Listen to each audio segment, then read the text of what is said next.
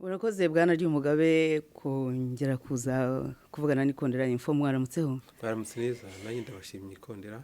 Ye muri iyi minsi rero tumaze iminsi tuganira n'abanyamashyaka ku kibazo kijyanye n'itorwa rya Repubulika mu gihugu cy'u Rwanda.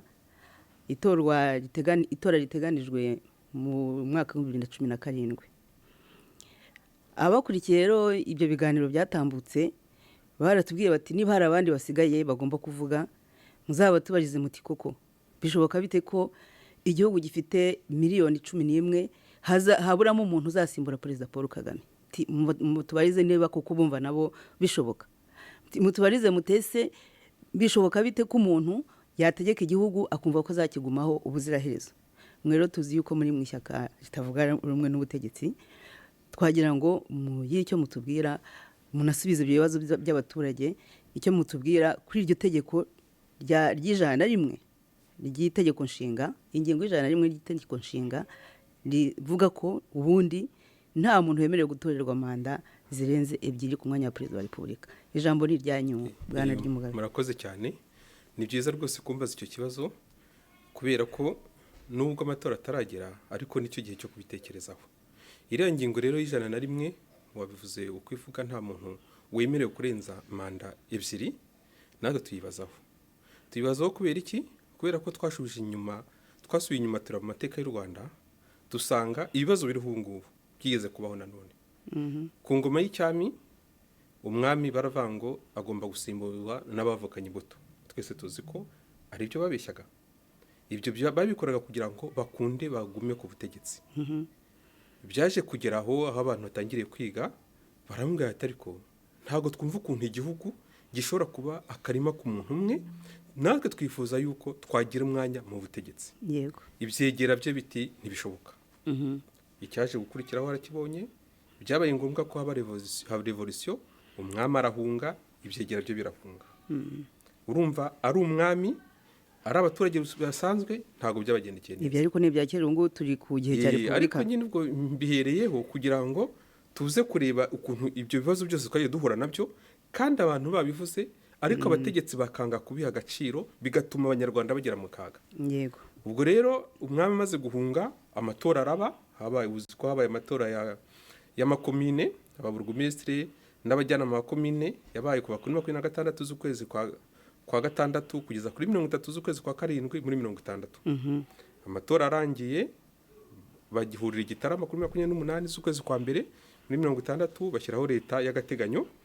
Icyo gihe abayobozi bari batowe baranavuga bati twagombye kujya n'icyo tuvuga ku bwami. Dusanga ubwami buriho butatubereye, twifuza ko habaho repubulika. Hakaza na demokarasi kubera ko niyo tumaze iminsi duharanira. Kubera iki? Kubera ko batashakaga ko umuntu w'umutegetsi aguma mu mwanya bigatuma abaturage badashobora kwisanzura. Baravuga ati rero reka duhindure bino bintu, umuturage niwe shingiro y'igihugu. Agira umwanya wo guha abayobozi manda. Ariko agire n'umwanya wo kuzabwira ati igihe kirageze manda twaguhaye tuyigukuyeho. Yego. Amatora rero ubwo yarangiye maze gushyiraho leta y'agateganyo, ariko kugira ngo ibintu bigende neza baravuga ati tugomba gukora n'akamarampaka kugira ngo abaturage koko bemere niba umwami avaho cyangwa se nibagumaho. Yego. Cyane cyane ko murabyibuka muri icyo gihe abanyarwanda bari bazi yuko umwami atariho nta mugore uzongera kubyara, nta nk'izongera mbese bari bazi ko ubuzima bwose buzahagarara. Noneho batireka tubanze tubaza abaturage twumve ko iki cyemezo twe dushaka abaturage bakemera. Referendum yabaye icyo gihe yemeje ko ubwami buvaho, yewe ndetse n'umwami kigenda hindurwa nayo baravuga ati ntago tukimushaka nk'umuyobozi wacu. Ubwo abategetsi bajyaho, amashyaka yari ariho menshi batangira bakora, ariko nabo bya bindi barwanyije bitangira kubazamo. Nibwo mwumvaga ngo abategetsi runaka ngo yataye umurongo. Kugeza aho noneho n'aya mashyaka yose azimira, hasigara modeli parlement gusa. Imaze gusigara yonyine iti mu itegeko nshinga twari twashyizemo ko perezida wa repubulika ashobora kwiyamamaza inshuro 3 kandi ko adashobora kugeza ku ya 4. None Kayibanda wacu niwe dukunda, niwe mbese utugejeje ahangaha, turabona nta wundi muntu wamusimbura. Reka duhindure itegeko nshinga tumuhe ububasha bwo kwiyamamaza inshuro zose ashaka. Urumva ko cya kindi banengaga umwami kiragarutse. Noneho abayobozi bakuru b'ishyaka baraterana bati tugomba guhindura itegeko nshinga. Hari umwe wavuze ati cyo kora Kayibanda ntiyabishakaga. Niyo mpamvu nagira ngo nsome binyemereye nsome ubutumwa Kayibanda ngo yatanze.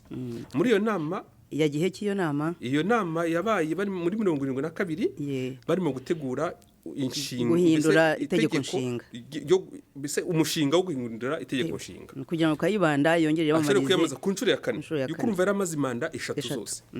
Noneho rero ubwo Kayibanda ngo yarageze arabwira ati secrétaire exécutif national yambwiye ko murimo gutegura inyandiko yatangwaho umushinga w'itegeko rishya hagamijwe kwemerera perezida wa repubulika kuba kandida muri manda zikurikiranye inshuro zose yifuza. Nabwiye secrétaire général icyo mbitekerezaho. Namwe rero nje kubibabwira. Hafi ya mwese twafatanyije guharanira repubulika na demokarasi. Twashyizeho itegeko nshinga ryo kubishimangira. Ayo ni amagambo ya Kayibanda. Aya ni amagambo ya wari perezida wa repubulika. Twashyizeho itegeko nshinga ryo kubishimangira. Ndagira ngo mbibutse ko kutagena umubare w'imyaka umutegetsi w'igihugu atagomba kurenza yikurikiranyije ari uburyo budakuka bwo kumuha inzira yo kunyuzamo dictature, aricyo gitugu. Twavanyeho ubutegetsi bwa cyami tubusimbuza repubulika na demokarasi. Dukwiye kwirinda guteganya icyanzu bwashobora kunyuramo bukagaruka ku ntebe bwirukanyweho. Kuri nge rero umuperezida w'igihugu wifuza kwiyongeza za manda, ubwo ni Kayibanda ukomeza, ni Kayibanda ugikomeza, nindangiza kuvuga ndababwira. Kuri nge rero umuperezida w'igihugu wifuza kwiyongeza za manda inshuro ashaka zose simbona aho yaba ataniye n'umwami n'ingoma ya cyane. Ikindi ngomba kubabwira nuko ibyo mwifuza nimubigeraho itegeko nshinga rizaba ryemejwe, itegeko nshinga rizaba ryemejwe n'inteko ishinga amategeko, nzarisinya kandi ritangaze kuko ariko itegeko ririho ribiteganya. Ariko rero uko mbizi nta tegeko ririho rintegeka kwiyamamariza manda ya 4. Nizere ko nibyo musigara mubitekerezaho. Ayo ni magambo ya Kayibanda. Yego. Yamaze kubabwira gutyo rero aragenda, ariko babandi barakomeza bati uyu ni nta wundi washobora igihugu, ibyahe byose nitubimusaba ntabwo azabyanga. Urabona ko n'uyu munsi rero nibyo bari abagenzi bacu batangiye. Ubwo itegeko ryamaze kwemezwa riratorwa kuri 18 z'ukwezi kwa 5 muri 72 no muri 73. Kayibanda koko arishyiraho umukono araritangaza. Hari hateganijwe ko mu kwezi kwa 7 kuva ku itariki ya 5 z'ukwezi kwa 7 ariho bazajya mu maprefetura mbese gushaka abantu baziyamamaza mbese za primaire nka zira abanyamerika bakora abantu bashaka kuziyamamariza umwanya wa perezida wa repubulika. Murabizi ko ku itariki ya 5 z'ukwezi kwa 7 haisaba kudeta. Ntabwo twashoboye kumenya niba koko Kayibanda yari gukomeza ku gitekerezo cyo cyuko ataziyamamaza. Ariko rero urabona ko icyo kintu cyabaye n'ubu nicyo kiriho. Noneho ikintu gitangaje nuko bamaze gukora kudeta nta washidikanya ko bitwaje uko kugundira kwa Kayibanda wa mushinga w'itegeko nshinga ko barabivuze. Barangije bati itegeko nshinga turarihagaritse, aho bashyiriyeho irindi risimbura ku itariki 20 z'ukwezi kwa 12 muri 78. Ubwo uravuga ubutegetsi bwa Habyarimana kuri repubulika ya kabiri. Bongera gukora ikosa nk'iryahozeho mbere. Ibyo babuzaga Kayibanda gukora kugira ngo gume ku butegetsi nibyo bakoze, kubera ko ku ngingo ijya n'ukuntu perezida yamamaza bashyizeho imyaka 5 bavuga ko perezida ashobora kongera gutorwa ariko ntibashyiraho inshuro atagomba kurenza. Iryo kosa kandi warabibonye ubwo inkotanyi zateraga ku itariki ya mbere muri 90 baje bavuga ati tuzanye demokarasi mu Rwanda. Ikintu cyatumye ari abanyarwanda ari n'amahanga bumva ko koko abo bantu bavuga ukuri nuko barebaga bagasanga icya mbere nta shyaka riri mu Rwanda rikora uretse emerenide. Icya kabiri constitution iriho ntigaragaza igihe perezida wa repubulika azarangiza gutegeka. Urumva rero koko wa muntu yavuze ati twe dushaka kuzana demokarasi mu gihugu nta kuntu tazamushyikira. Abantu babisamiye hejuru babona ari byo. Aho intambara itangiriye kubera igitutu cyari kimaze kuza ku butegetsi biba ngombwa ko amashyaka bayemerera. Constitution yagiyeho muri 91 noneho ishyiraho manda. Baravuga ati perezida wa repubulika azatorerwa imyaka 5 yemeye gutorwa inshuro imwe gusa. Donc kuva ko adashobora kurenza manda ebyiri zikurikiranye. N'ubu bavuze manda ebyiri zikurikiranye. Urumva ko yari intambwe. Amasezerano yarusha amaze gusinywa bumvikana ko bazagendera kuri iryo tegeko rya ingingo ya 40 bumvikanye ko bazagendera ku za akoro zarusha. Iryo akoro rero zo zateganyaga ko manda ya perezida wa repubulika uriho izarangira habaye amatora yo kurangiza inzibacyuho. Ko byagize twarabibonye ubwo perezida amaze gupfa barongeye barahindura kugira ngo mbese ubuzima bw'igihugu bukomeze. Yego.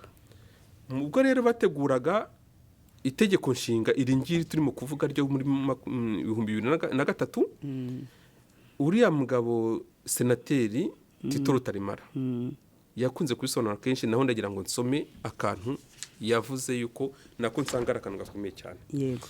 Yaravuze ati ishingiro ryo kuba perezida wa repubulika yatorerwa manda ebyiri gusa kandi zifite buri imwe imyaka 7 nuko imyaka 7 ihagije kuba perezida yaba yageze ku nshingano ze kandi ko gukoresha amatora nyuma y'imyaka 7 aribyo byakorohera igihugu gifite ubukungu nk'ubw'u Rwanda.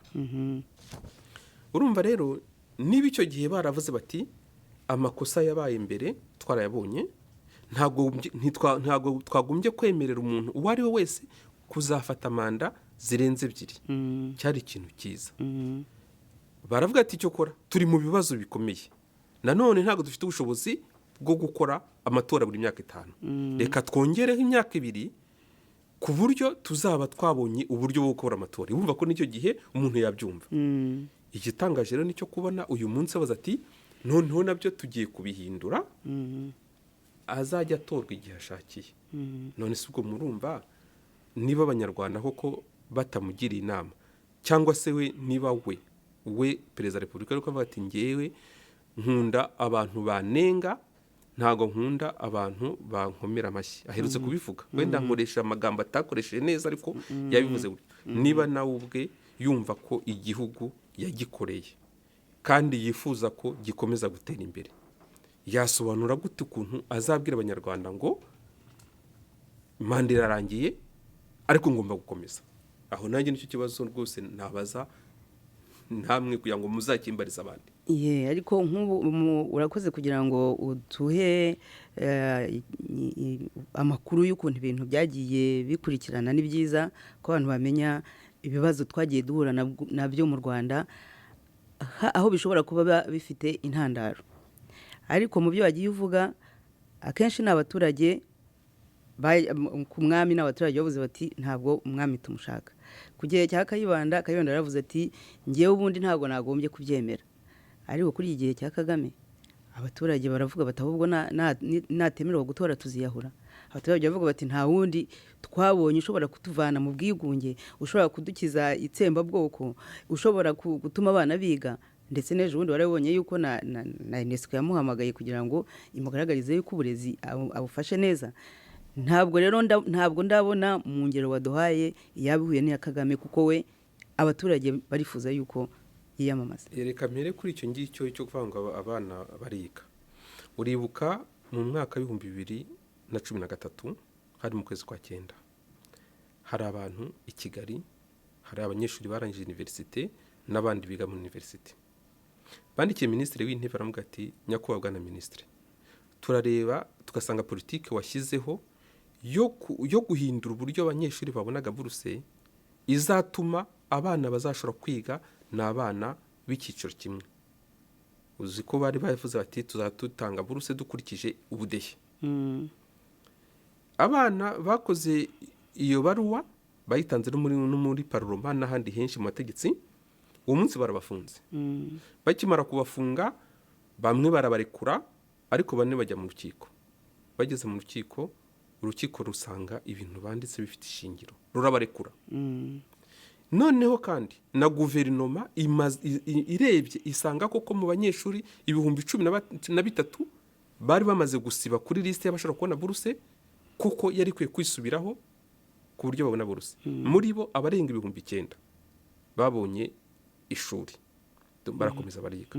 Ariko si ubu ngubu muri abo banyeshuri bavuze icyo kintu, uzi yuko hari umwe muri bo witwa Jean Baptiste Cyitonderwa n'ubu gifunzwe, banze kujurira icyo cyemezo cy'uko ibarwa banditse ifite ishingiro, ahubwo bashaka izindi mpamvu ngo mu bantu banditse ngo hari abasinye batari abanyeshuri, bituma umuntu wafungwa. None se kumbwira uti Perezida Kagame yatanze amashuri, urumva abo bantu bagera ku 13 mu gihugu nk'u Rwanda bo muri universite n'amashuri makuru, urumva ari bakeya. Ayo mashuri nayo atangwa rero nashaka kwereka ko afite abahabwa. Ako karengane rero, icyo kintu cyo kumva ko umwana w'igihugu wese adashobora kugira uburenganzira ku gihugu cyose, ibyo nibyo bibazo biriho ubu ngubu, kandi nanone byigeze kubaho bituma ibibazo twagiye duhura nabyo bibaho. Niyo mpamvu nkubwira nti uyu munsi wabonye ko hari abantu bavango Kagame ataniyamamaje nziyahura. Iriya kinamico ntawe uriyobewe, ariko uko abaturage babayeho nawe urakuzi ko ubona twenda kunganya imyaka. Wigeze ubona mu Rwanda umuntu urwara amavunja ku buryo adashobora kugenda? Wigeze ubibona mu buzima bwawe? Mwese yo ni Kagame. Oya, ibyo byose kurwara ariya mavunja n'ubukene abantu barimo. Ejo bundi Perezida Kagame yaravuze ati ntabwo narinzi yuko abantu bashobora kurwara amavunja kugera aho ngaho. Sibyo? None se koko niba abo bantu bamurebera hasi bashobora gukenesha abaturage kugeza aho barwara amavunja, umuntu ntashobora kugenda, ko ushobora kurwara ivunja rimwe, amavunja abiri ugayahandura, ubuzima bugakomeza. Ariko niba umuntu arwara amavunja ntashobora kugenda, nabwo urabona aho umuntu abageze. Cyokora ni byiza ko mu nama uriya mwiherero uheruka Kagame yavuga ati murambeshya. Wabonye abantu yagiye avuga ati we naka murambeshya. Ni byiza ko yabikoze, ariko rero yagombye kuvuga ati biriya bimenyetso mbonye ni ikinyereka yuko ibintu ni bibiri. Ushobora kuba narakoze neza simbimenye, abo nashyizeho akariba nkora nabi. Ariko rero niba yaranakoze neza, wambwira gute ko ushobora gutegeka igihugu imyaka 20 ukabura umuntu gusimbura? Wambwira gute ko ushobora gutegeka igihugu imyaka 20 ntumenye icyabaye mu cyaro? No, ngiye cyo mbona nuko nawe ubwe kubera inyungu ze bwa mbere na mbere, inyungu z'umuryango we n'inyungu z'igihugu cyose, yagombye kuvuga ati reka turebe ukuntu dusimburwa. Ati ndananiwe, reka nshaka umuntu ushobora kuza ansimbure, noneho hazajya nkenera nzajya mugira inama ku byunzi yuko afite byinshi azi, afite byinshi igihugu kimukeneyeho yamarira igihugu. Ariko icyo agomba kumva nuko nanone ashobora kunanirwa, niba atanananiwe simbizi, ashobora kunanirwa, ariko agomba no gutoza n'abandi nabo bagahaguruka bagafata responsibility. Yuko u Rwanda ntawe rwabaye Kagame avutse, nanone nanapfa ruzakomeza kubaho. Niyo mpamvu rero icyo kintu umuganda yaha igihugu niwo gushaka uburyo asimburwa neza, ntasimburwe nk'abategetsi twavuze yasimbuye. Erega buryo umuntu akora neza, ariko hari igihe ashobora kugera aho wamugana akagira agakora ibintu bitari byiza nk'ibyo byose umaze kurondora. Kimwe n'ibindi ishyaka ryanyu riherutse kuvuga mu minsi ishize rijyanye n'abanyururu, abantu bafunze. Ngo bimeze bite? Abantu bose ntibabibonye ko bashize, abantu bafungwa n'abashoboye kurangiza ibihano ntibarekure, cyangwa se ugasanga harimo abantu batagira umubare, nako batagira amadosiye, abantu benshi cyane. Noneho ubwo uvuze icy'ubucamanza naho nagira ngo nshima akantu gato uti nakaye. Ejo twumvise kuri radiyo bavuga yuko Runyinya barabwiriza nyuma y'imyaka 16 ubucamanza bwasanze ari umwere ku bintu byose yaregwaga. Icyo nshimira ubucamanza rero nuko nibura yuko nibwo bwa mbere mu Rwanda, nibwo bwa mbere ubucamanza bukoze ku mutima nama wabwo, bukaba bushoboye kubona ko umuntu ashobora gufungwa mu Rwanda arengana azira icyaha cya jenoside. Ko burya hari ibyaha ushobora kuvuga ngo umuntu yibye akagira gute, ariko niba umuntu koko bavuze ati umuntu yarezwe icyaha cya jenoside, none twarakurikiranye ibyo bamurega, twacukumbuye dusanze arengana, bakajurira bakongera bagasanga arengana, bakaba bamurenganuye, niba koko icyo kintu kibaye, nizere ko rwose kizakomeza. Niba ubwo bucamanza Kagame buretse bugakora koko nk'uko, azaba ari intambwe ikomeye. Mu kanya wahoze uvuga abantu bafunzwe batagira amadosiye, wenda muri abo batagira amadosiye hashobora kuba harimo abere cyangwa amashyaka. Nyine nibyo nanjye nakubwiraga, kuba icyo kintu kibaye, noneho bakafata umuntu warezwe jenoside, wabonye ibyaha byose bavugaga sinabirondora, ni byinshi cyane bamushinjaga. Niba rero uyu munsi ubucamanza bugeza bukavuga ati uyu muntu turabona ni ahubwo ari twamurenganyije imyaka yose, bukamurekura, ubwo ni uburyo bwo kugira ngo tugire icyizere cy'uko nabo benshi bafunzwe batagira amadosiye, cyangwa se barangije ibihano bahawe, cyangwa se barengana, ko n'ubucamanza buzabarenganura. Ubwo ndagira ngo tugere ku musozo. Mu byo bavuze, abaturage bagiye babona umwanya wo kugira ngo bemeze itegeko nshinga. Naha rero uko bizagenda kose, baramutse bahindura itegeko, iyo ngingo bazasaba abaturage kujya muri referendum. Abaturage se nibajya muri referendum bazange gutora Kagame? Ariko rero burya ikintu nge mbona nuko perezida wa repubulika niwe wa mbere ushinzwe kureba ko itegeko nshinga ryubahirizwa. Ararahira akavuga ati nzaryubahiriza. Ni ukuvuga ko rero ikintu ahubwo we yagombye gukora ni icyo ukora itegeko ridahindurwa. Perezida wa repubulika Kagame yagombye kubwira biriya byegera bye, kera babitaga abamotsi, ariko iryo jambo ryavuyeho, ariko hari n'abo tujya tubona ku mateleviziyo bahagurutse. We yagombye kubwira bariya bantu akavuga ati mu byo narahiriye ni ukubaha itegeko nshinga. Mu kubaha itegeko nshinga rero, icyo kintu cy'uko atagomba kwiyamamaza manda irenze 2 kirimo, ahubwo akababwira agasubiza ubwenge ku gihe, abo bashaka kumubeshya bagasubiza ubwenge ku gihe, bagakunda igihugu aho kugira ngo beshye abaturage. Yuko nujyana abaturage muri iyo referendum ubakubita nk'uko tubizi. None se amatora yabaye mu myaka yashize, uyoboye yuko abantu barara batera bikumwe, nabikora gutyo bazamutora mu hindi manda, ariko ikizakurikiraho nawe urakibona. Byo byose mu Rwanda ntabwo ariho ubutegetsi bwahindutse. Urajye ntabwo nkibona.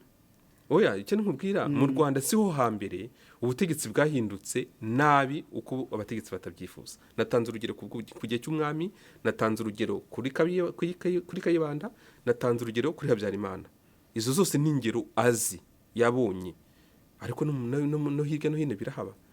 Rero nge numva inama namugira ntabwo ari yo kuvuga ngo abaturage reka nzababaze, ahubwo niwe ukuriye igihugu, niwe ugomba kukirebera icyo igihugu gikwiriye. Iryo tegeko nshinga akavuga ati ntibishoboka, ntabwo rigomba guhinduka, yuko tugomba kubaha ibintu twashyizeho, kuko niwe warishyizeho noneho. Murakoze. Murakoze cyane nawe.